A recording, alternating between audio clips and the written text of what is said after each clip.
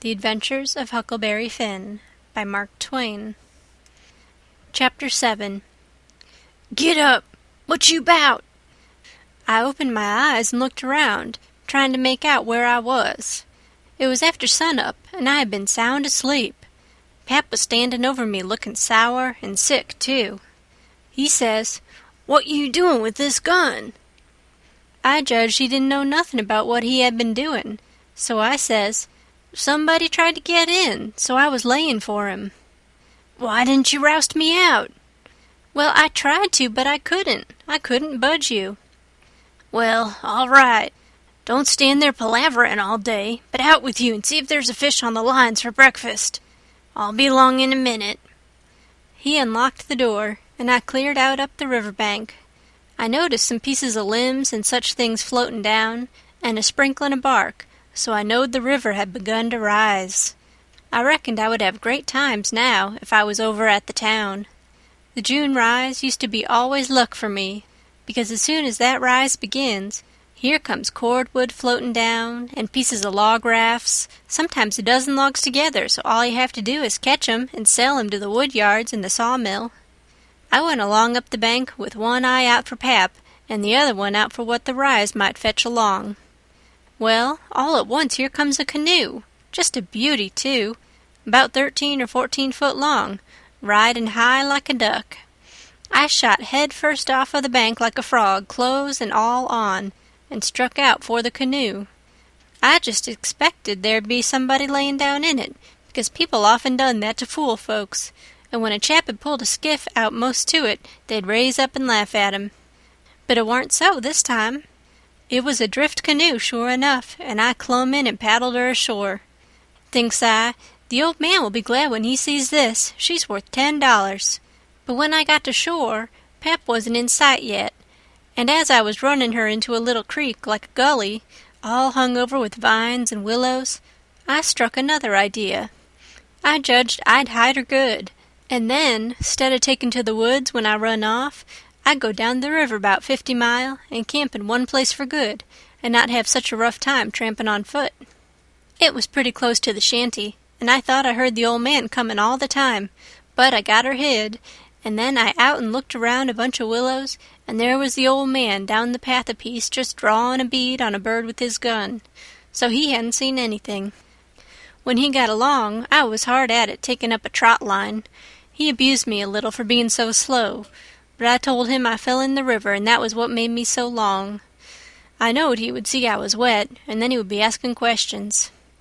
We got 5 catfish off the lines and went home. While we laid off after breakfast to sleep up, both of us being about wore out, I got to thinking that if I could fix up some way to keep Pap and the widow from trying to follow me, it would be a certainer thing than trusting to luck to get far enough off before they missed me. You see, all kinds of things might happen.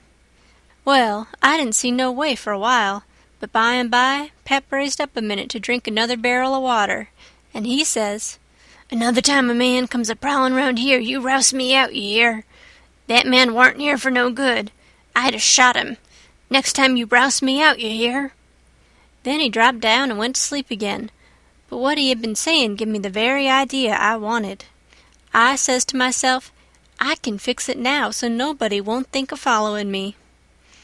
About 12 o'clock we turned out and went along up the bank. The river was coming up pretty fast, and lots of driftwood going by on the rise.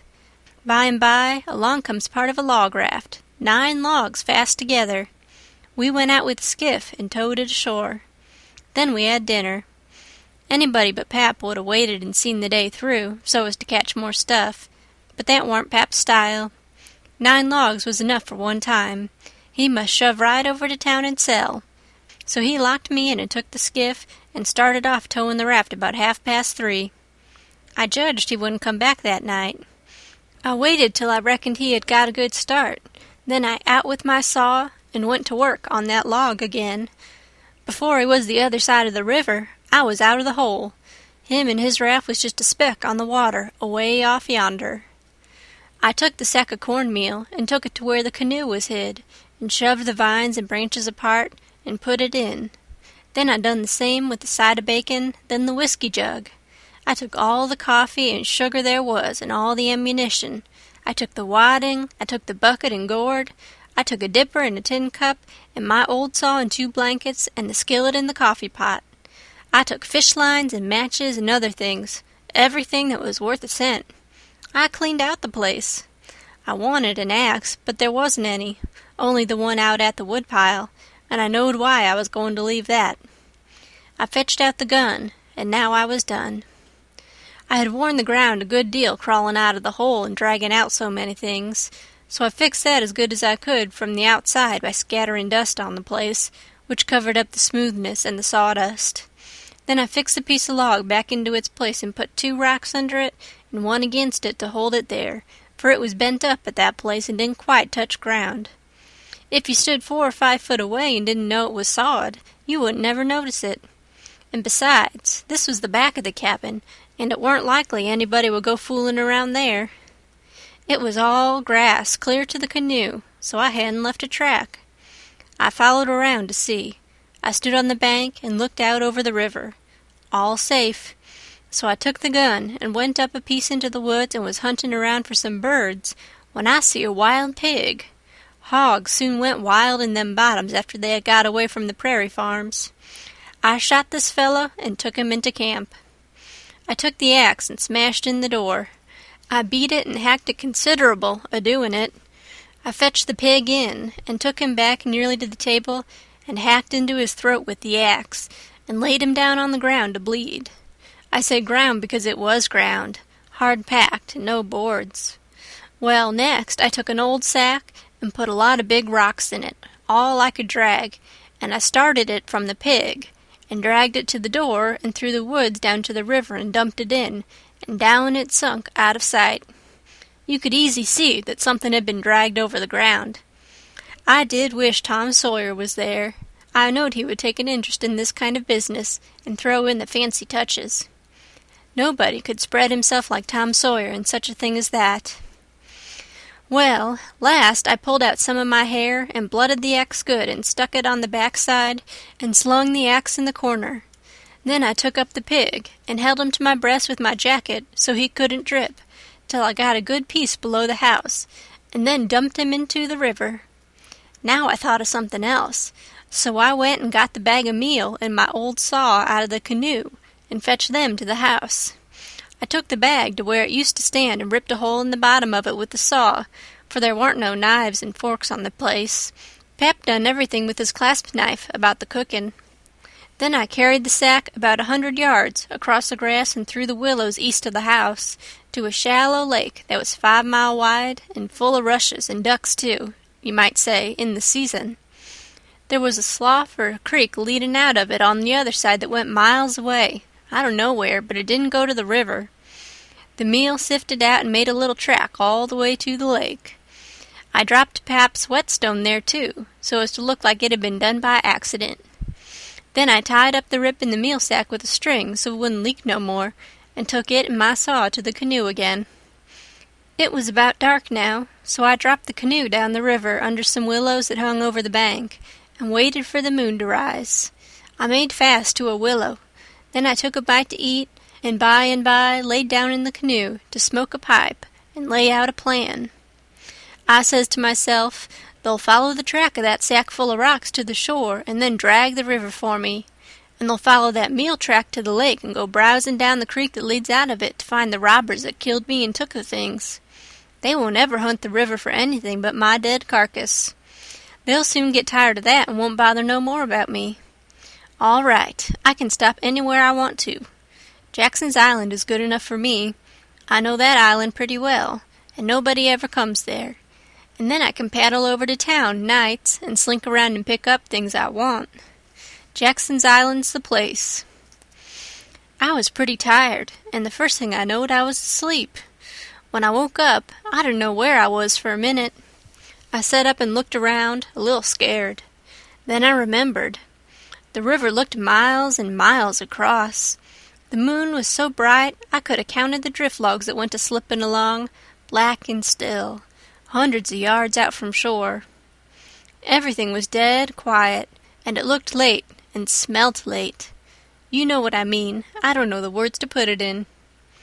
I took a good gap and a stretch, and was just going to unhitch and start, when I heard a sound away over the water. I listened. Pretty soon I made it out. It was that dull, kind of a regular sound that comes from oars working in rowlocks when it's a still night. I peeped out through the willow branches, and there it was, a skiff away across the water. I couldn't tell how many was in it. It kept a-comin', and when it was abreast of me, I see there warn't but one man in it. Thinks I, maybe it's Pap, though I warn't expectin' him. He dropped below me with the current, and by he came a-swinging up shore in the easy water, and he went by so close I could have reached out the gun and touched him. Well, it was Pap, sure enough, and sober, too, by the way he laid his oars. I didn't lose no time. The next minute I was a-spinning downstream soft but quick in the shade of the bank. I made 2 miles and a half, and then struck out a quarter of a mile or more towards the middle of the river, because pretty soon I'd be passing the ferry landing, and people might see me and hail me. I got out amongst the driftwood, and then laid down in the bottom of the canoe and let her float. I laid there and had a good rest and a smoke out of my pipe, looking away into the sky. Not a cloud in it. The sky looks ever so deep when you lay down on your back in the moonshine. I never knowed it before. And how far a body can hear on the water such nights. I heard people talking at the ferry landing. I heard what they said, too, every word of it. One man said it was getting towards the long days and the short nights now. The other one said this warn't one of the short ones, he reckoned. And then they laughed, and he said it over again, and they laughed again.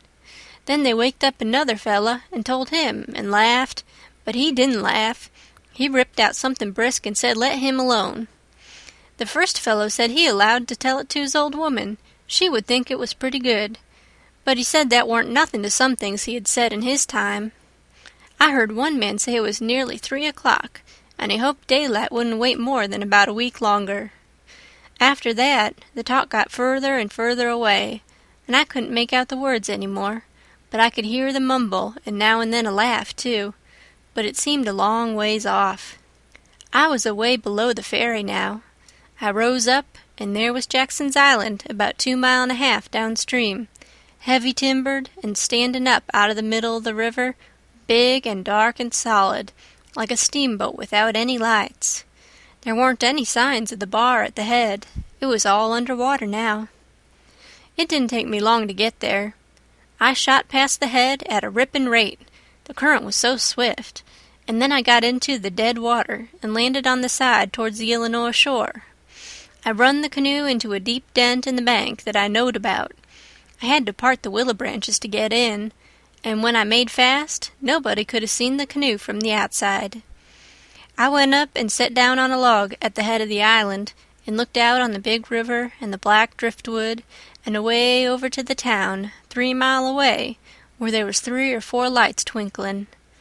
A monstrous big lumber raft was about a mile upstream, coming along down with a lantern in the middle of it. I watched it come creeping down, and when it was most abreast of where I stood, I heard a man say, "Stern oars, there! Heave her head to starboard." I heard that just as plain as if the man was by my side. There was a little gray in the sky now, so I stepped into the woods and lay down for a nap before breakfast. End of Chapter 7. Chapter 8. The sun was up so high when I waked that I judged it was after 8 o'clock. I laid there in the grass in the cool shade, thinking about things, and feeling rested and rather comfortable and satisfied. I could see the sun out at 1 or 2 holes, but mostly it was big trees all about, and gloomy in there amongst them. There was freckled places on the ground where the light sifted down through the leaves, and the freckled places swapped about a little, showing there was a little breeze up there. A couple of squirrels set on a limb and jabbered at me very friendly. I was powerful lazy and comfortable. Didn't want to get up and cook breakfast. Well, I was dozing off again when I thinks I hear a deep sound of boom away up the river. I rouses up and rests on my elbow and listens. Pretty soon I hears it again. I hopped up and went and looked out at a hole in the leaves, and I see a bunch of smoke layin' on the water a long ways up, about abreast the ferry. And there was the ferry boat full of people floatin' along down. I knowed what was the matter now. Boom! I see the white smoke squirt out of the ferry boat's side. You see, they was firing cannon over the water, trying to make my carcass come to the top.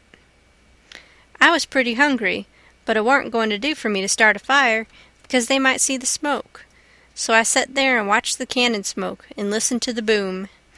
The river was a mile wide there, and it always looks pretty on a summer morning, so I was having a good enough time seeing them hunt for my remainders if I only had a bite to eat. Well, then I happened to think how they always put quicksilver in loaves of bread and float them off, because they always go right to the drownded carcass and stop there. So, says I, I'll keep a lookout, and if any of them's floatin' around after me, I'll give them a show. I changed to the Illinois edge of the island to see what luck I could have, and I warn't disappointed. A big double loaf come along, and I most got it with a long stick, but my foot slipped, and she floated out further. Of course I was where the current set in the closest to the shore. I knowed enough for that. But by and by along comes another one, and this time I won. I took out the plug and shook out the little dab of quicksilver and set my teeth in. It was baker's bread, what the quality eat, none of your low-down corn pone. I got a good place amongst the leaves, and set there on a log, munchin' the bread and watchin' the ferry boat, and very well satisfied. And then something struck me. I says, now I reckon the widow or the parson or somebody prayed that this bread would find me, and here it has gone and done it. So there ain't no doubt but there is something in that. That is, there's something in it when a body like the widow or the parson prays, but it don't work for me, and I reckon it don't work for only just the right kind. I lit a pipe and had a good long smoke and went on watchin'. The ferry boat was floatin' with the current, and I allowed I'd have a chance to see who was aboard when she come along, because she would come in close where the bread did. When she got pretty well along down towards me, I put out my pipe and went to where I fished out the bread and laid down behind a log on the bank in a little open place. Where the log forked, I could peep through. By and by she come along, and she drifted in so close that they could have run out a plank and walked ashore. Most everybody was on the boat. Pap and Judge Thatcher and Bessie Thatcher and Joe Harper and Tom Sawyer and his old Aunt Polly and Sid and Mary and plenty more. Everybody was talking about the murder, but the captain broke in and says, "Look sharp now, the current sets in the closest here, and maybe he's washed ashore and got tangled amongst the brush at the water's edge. I hope so, anyway." I didn't hope so. They all crowded up and leaned over the rails, nearly in my face, and kept still, watchin' with all their might. I could see them first rate, but they couldn't see me. Then the captain sung out, "Stand away!" and the cannon let off such a blast right before me that it made me deaf with the noise and pretty near blind with the smoke, and I judged I was gone. If they'd had some bullets in, I reckon they'd have got the corpse they was after. Well, I see I warn't hurt, thanks to goodness. The boat floated on and went out of sight around the shoulder of the island. I could hear the boomin' now and then, further and further off, and by, after an hour, I didn't hear it no more. The island was 3 mile long. I judged they had got to the foot and was giving it up, but they didn't yet a while. They turned around the foot of the island and started up the channel on the Missouri side, under steam and boomin' once in a while as they went. I crossed over to that side and watched them. When they got abreast the head of the island, they quit shootin' and dropped over to the Missouri shore and went home to the town. I knowed I was all right now. Nobody else would come a-huntin' after me. I got my traps out of the canoe and made me a nice camp in the thick woods. I made a kind of tent out of my blankets to put my things under so the rain couldn't get at them. I catched a catfish and haggled him open with my saw, and towards sundown I started my campfire and had supper. Then I set out a line to catch some fish for breakfast. When it was dark, I set by my campfire smokin' and feelin' pretty well satisfied. But by and by it got sort of lonesome, and so I went and sat on the bank and listened to the current swashin' along and counted the stars and drift logs and rafts that come down, and then went to bed. There ain't no better way to put in time when you are lonesome. You can't stay so. You soon get over it. And so for 3 days and nights. No difference, just the same thing. But the next day I went exploring around down through the island. I was boss of it. It all belonged to me, so to say, and I wanted to know all about it. But mainly I wanted to put in the time. I found plenty strawberries ripe and prime, and green summer grapes, and green raspberries, and the green blackberries was just beginning to show. They would all come handy by and by, I judged. Well, I went fooling along in the deep woods, till I judged I warn't far from the foot of the island. I had my gun along, but I hadn't shot nothing.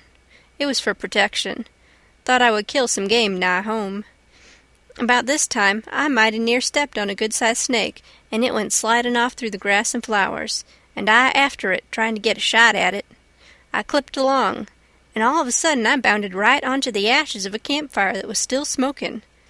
My heart jumped up amongst my lungs. I never waited for to look further, but uncocked my gun and went sneaking back on my tiptoes as fast as ever I could. Every now and then I stopped a second amongst the thick leaves and listened, but my breath come so hard I couldn't hear nothing else. I slunk along another piece further, then listened again, and so on and so on. If I see a stump, I took it for a man. If I trod on a stick and broke it, it made me feel like a person had cut one of my breaths in two, and I only got half, and the short half, too. When I got to camp, I weren't feeling very brash. There weren't much sand in my craw, but I says, this ain't no time to be fooling around.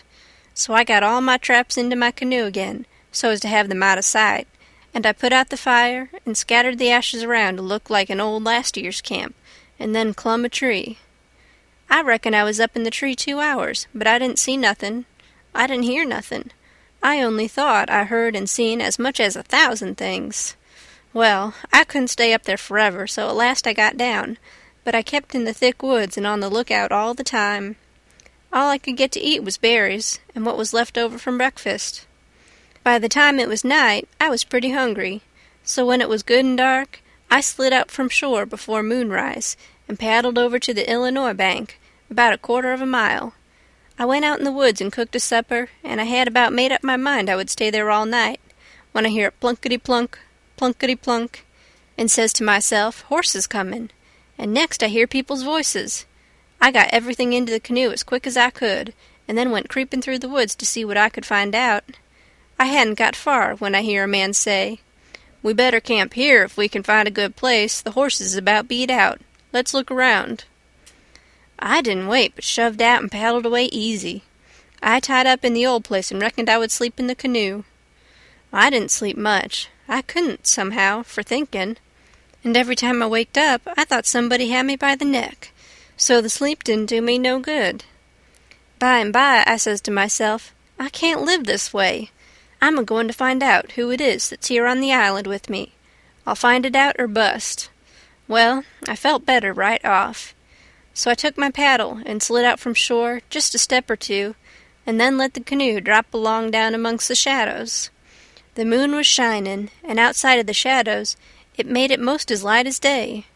I poked along well on to an hour, everything still as rocks and sound asleep.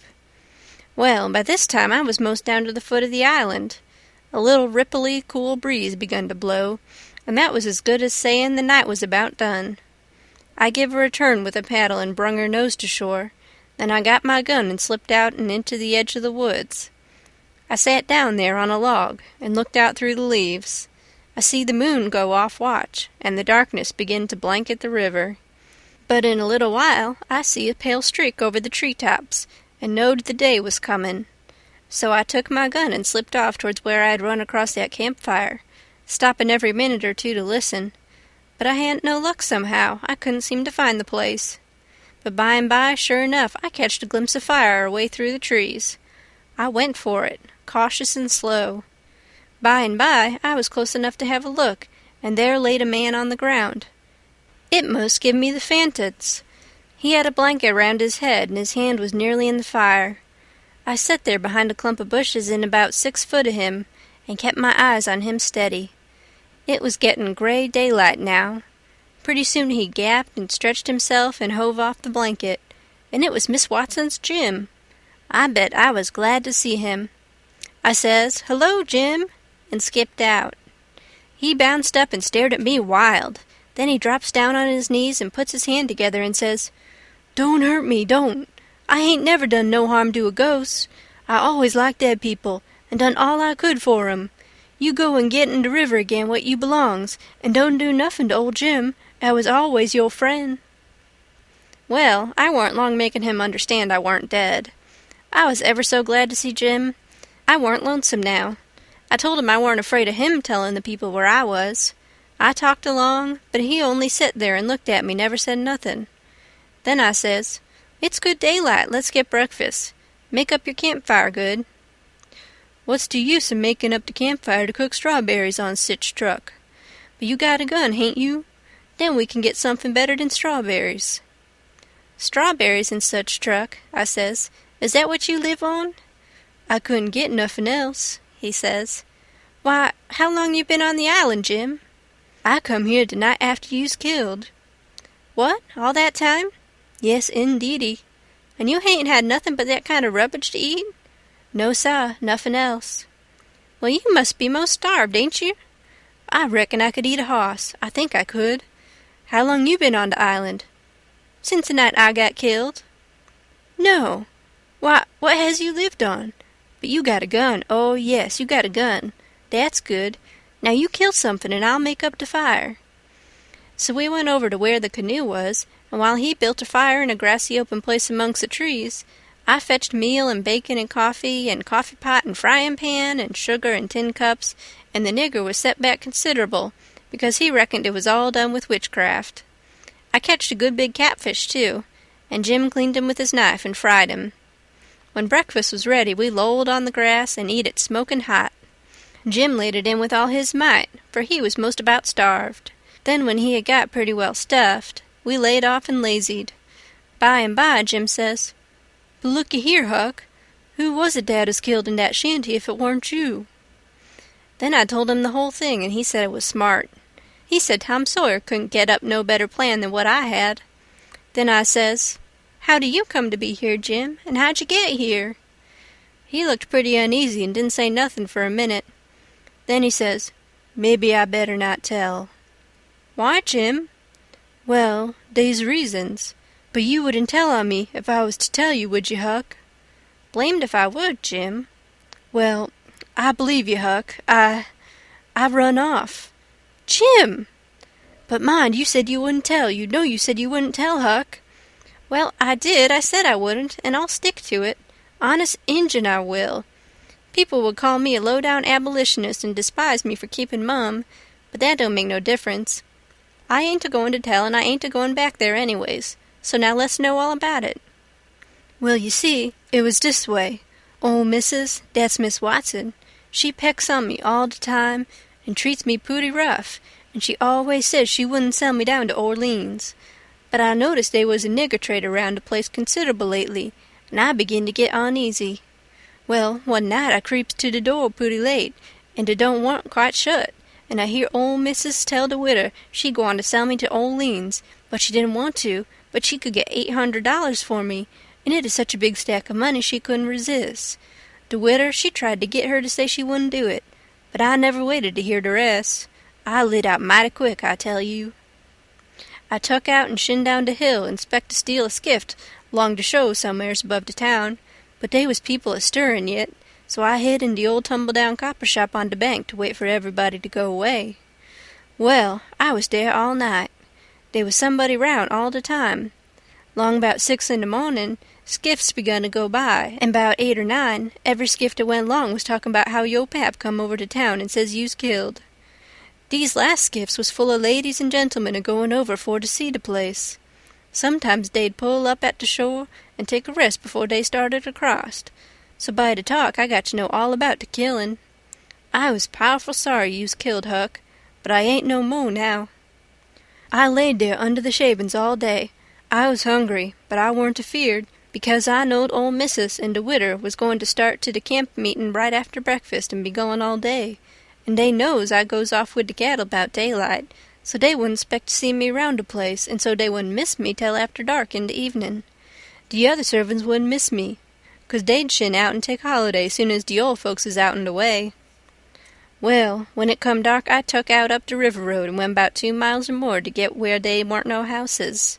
I'd made up my mind 'bout what I's a-gwine to do. You see, if I kept on trying to get away afoot, the dogs 'd track me. If I stole a skiff to cross over, they'd miss that skiff, you see, and they'd know about where I land on the other side, and where to pick up my track. So I says, a raft is what I's after. It don't make no track. I see a light a-comin' round the point by, so I wade in and shove a log ahead of me and swum more'n halfway across the river and got in 'mongst the driftwood and kept my head down low and kinder swum against the current till the raft come along. Then I swum to the stern of it and tuck a holt. It clouded up and was pretty dark for a little while, so I clumb up and laid down on the planks. The men is all way yonder in the middle, where the lantern was. The river was a-risin', and they was a good current, so I reckoned that by 4 in the morning I'd be 25 mile down the river, and then I'd slip in just before daylight and swim ashore and take to the woods on the Illinois side. But I didn't have no luck. When we was most down to the head of the island, a man began to come aft with the lantern. I see it weren't no use for to wait, so I slid overboard and struck out for the island. Well, I had a notion I could land most anywheres, but I couldn't. Bank too bluff. I was most to the foot of the island before I found a good place. I went into the woods and jegged I wouldn't fool with rafts no more, long as they moved their lantern round so. I had my pipe and a plugger dog leg and some matches in my cap, and they warn't wet, so I was all right. And so you ain't had no meat nor bread to eat all this time? Why didn't you get mud turkles? How you going to get 'em? You can't slip up on 'em and grab 'em, and how's a body going to hit 'em with a rock? How could a body do it in the night? And I warn't going to show myself on the bank in daytime. Well, that's so. You've had to keep in the woods all the time, of course. Did you hear 'em shooting the cannon? Oh, yes, I knowed they was arter you. I see 'em go by here, watched 'em through the bushes. Some young birds come along, flying a yard or two at a time and lightin'. Jim said it was a sign it was going to rain.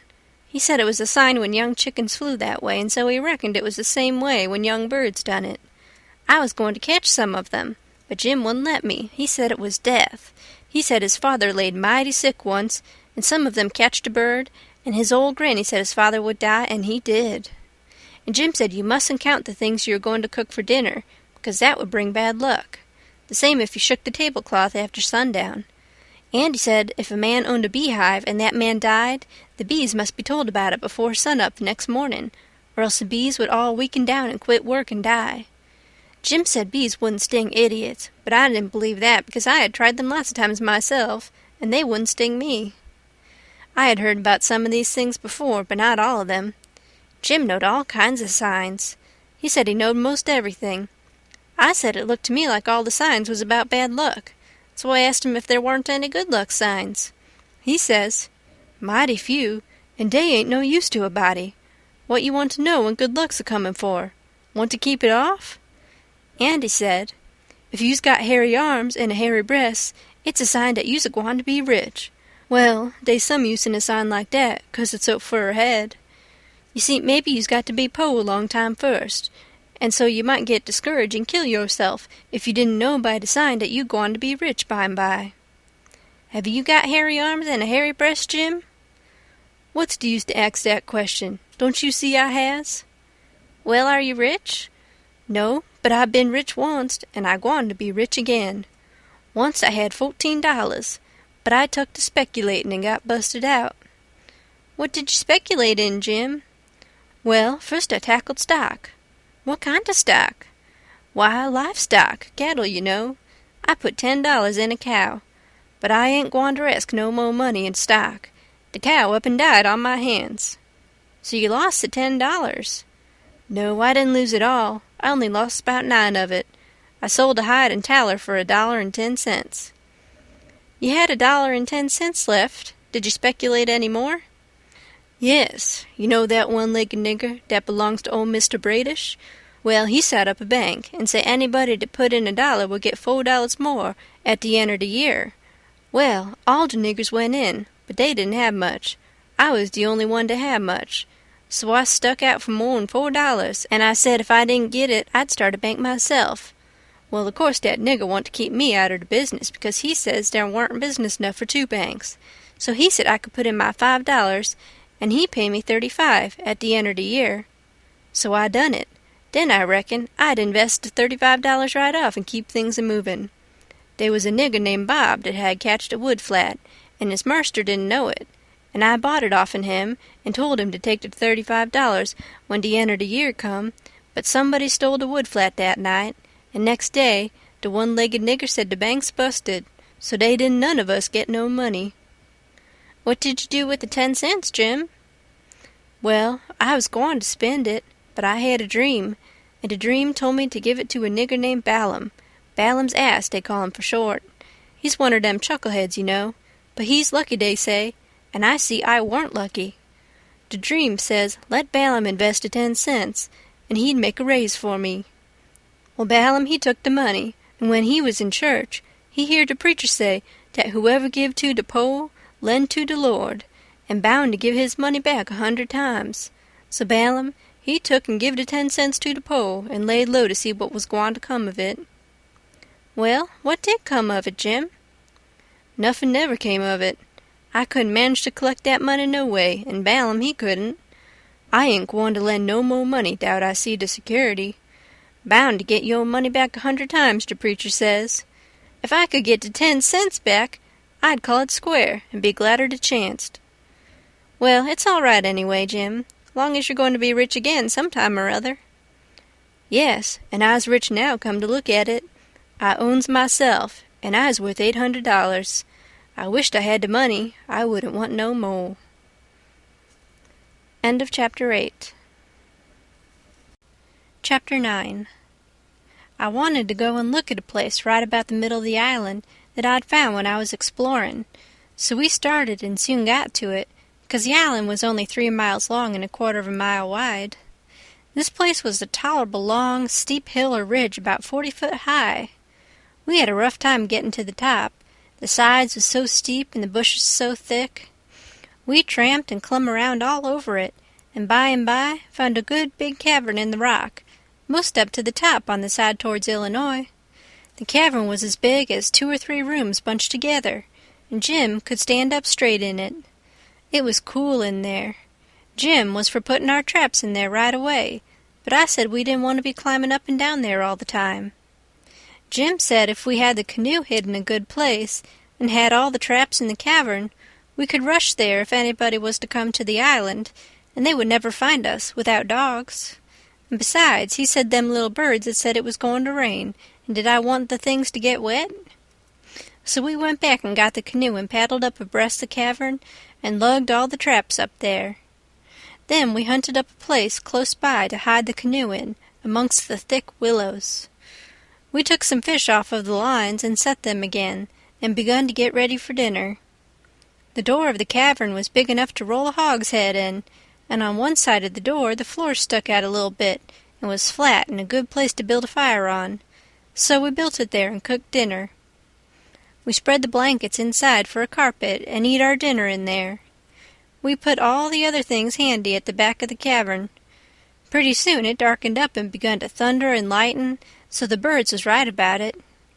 Directly it begun to rain, and it falled like all fury, too, and I never seen the wind blow so. It was one of these regular summer storms. It would get so dark that it looked all blue-black outside, and lovely, and the rain would thrash along by so thick that the trees off a little ways looked dim and spider-webby, and here would come a blast of wind that would bend the trees down and turn up the pale underside of the leaves, and then a perfect ripper of a gust would follow along and set the branches to tossin' their arms as if they was just wild. And next, when it was just about the bluest and blackest, psst! It was as bright as glory, and you'd have a little glimpse of tree-tops a-plungin' about, away off yonder in the storm, hundreds of yards further than you could see before. Dark as sin again in a second, and now you'd hear the thunder let go with an awful crash, and then go rumblin', grumblin', tumblin' down the sky towards the underside of the world, like rollin' empty barrels downstairs, where it's long stairs, and they bounce a good deal, you know. "Jim, this is nice," I says.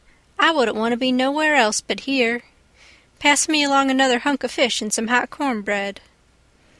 "Well, you wouldn't have been here if it hadn't have been for Jim. You'd have been down there in the woods without any dinner, and getting most drownded, too. Dat you would, honey.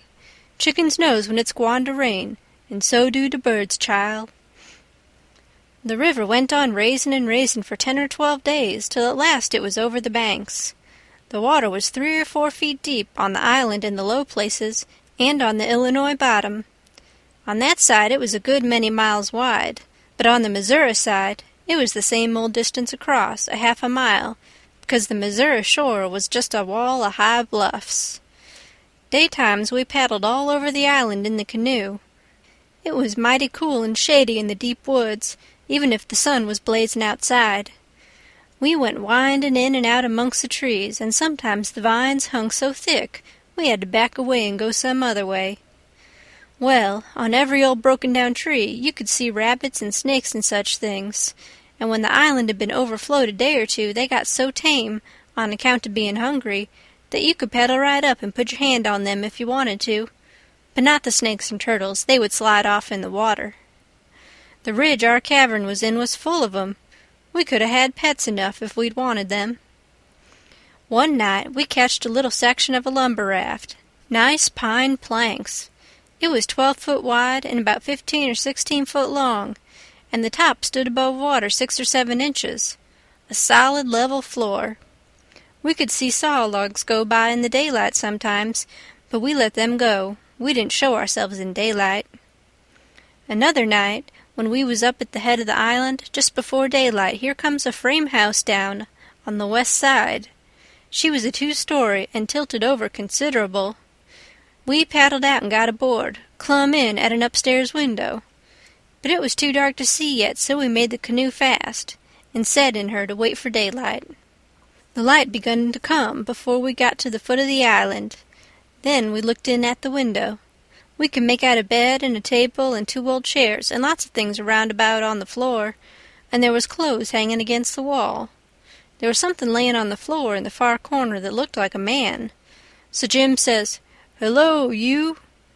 But it didn't budge, so I hollered again, and then Jim says, "The man ain't asleep, he's dead. You hold still, I'll go and see."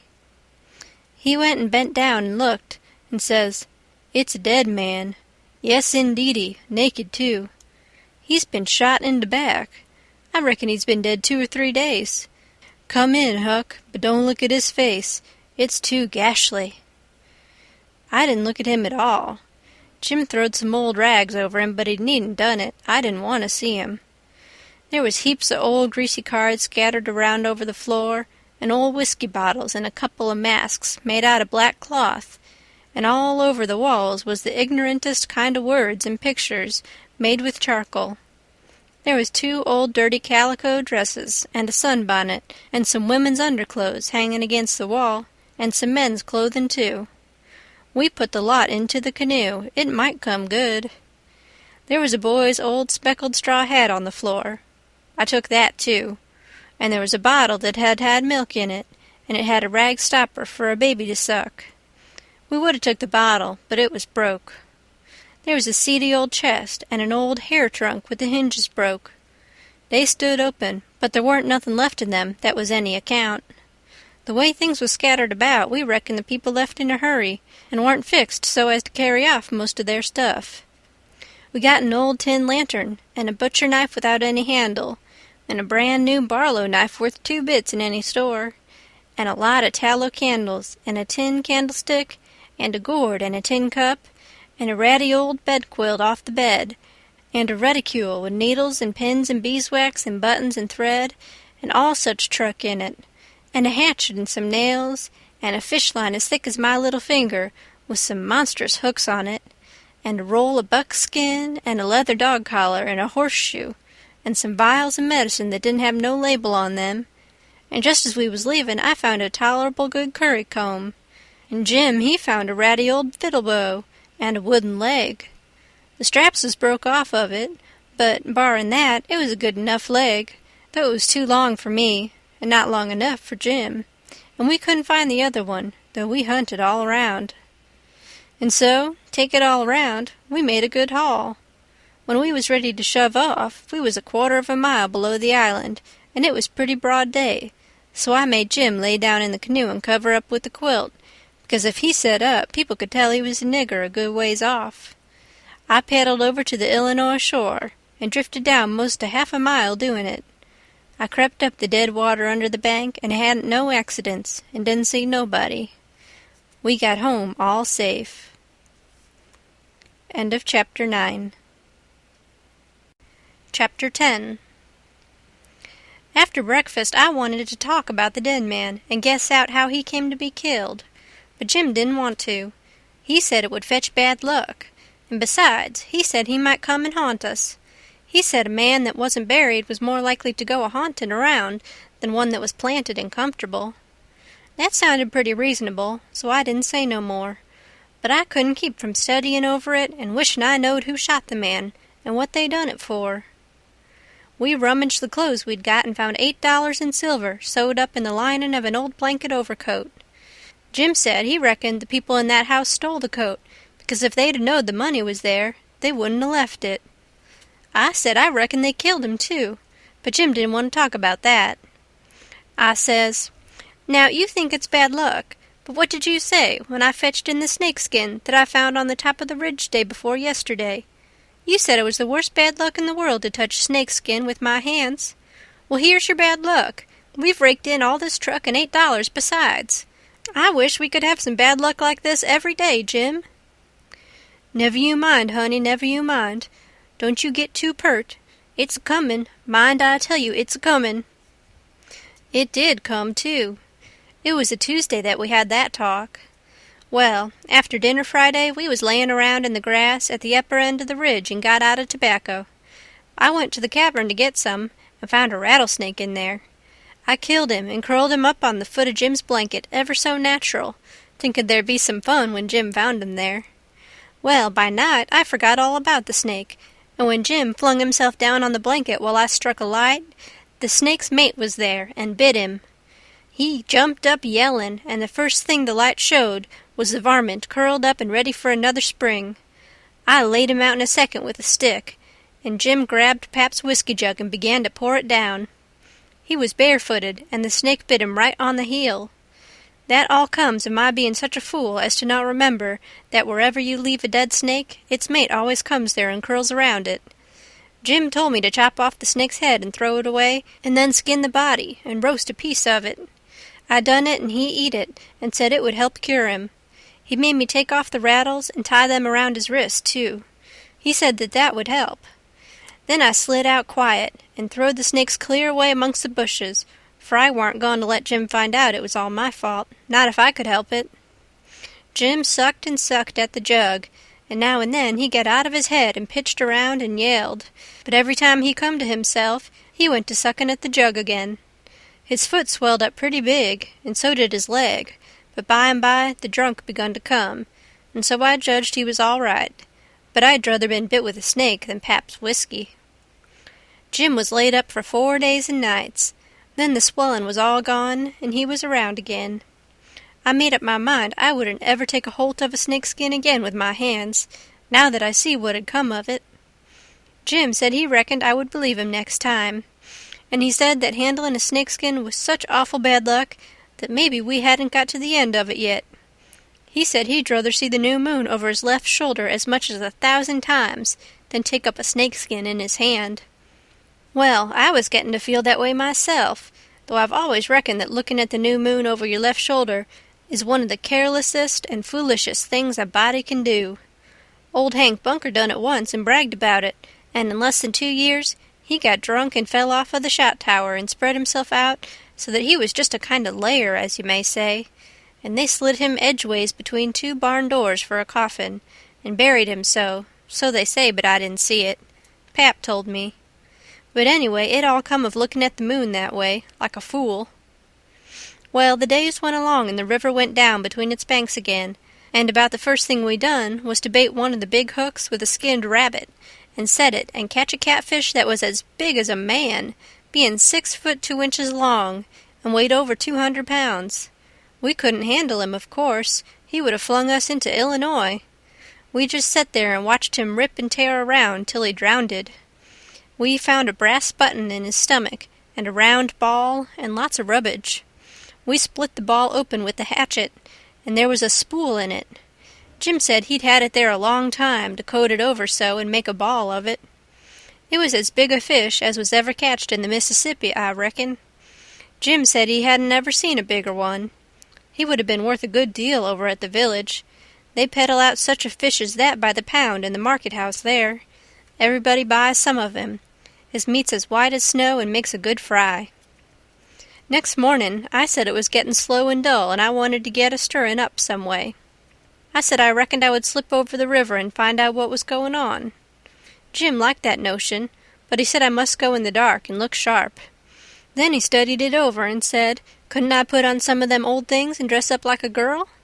That was a good notion, too. So we shortened up one of the calico gowns, and I turned up my trouser legs to my knees and got into it. Jim hitched it behind with the hooks, and it was a fair fit. I put on the sunbonnet and tied it under my chin, and then for a body to look in and see my face was like looking down a joint of stovepipe. Jim said nobody would know me, even in the daytime hardly. I practiced around all day to get the hang of the things, and by I could do pretty well in them. Only Jim said I didn't walk like a girl, and he said I must quit pulling up my gown to get at my breeches pocket. I took notice and done better. I started up the Illinois shore in the canoe just after dark. I started across to the town from a little below the ferry landing, and the drift of the current fetched me in at the bottom of the town. I tied up and started along the bank. There was a light burning in a little shanty that hadn't been lived in for a long time, and I wondered who had took up quarters there. I slipped up and peeped in at the window. There was a woman, about 40-year-old, in there, knitting by a candle that was on a pine table. I didn't know her face. She was a stranger, for you couldn't start a face in that town that I didn't know. Now, this was lucky, because I was weakening. I was getting afraid I had come. People might know my voice and find me out. But if this woman had been in such a little town 2 days, she could tell me all I wanted to know. So I knocked at the door, and made up my mind I wouldn't forget I was a girl. End of chapter 10.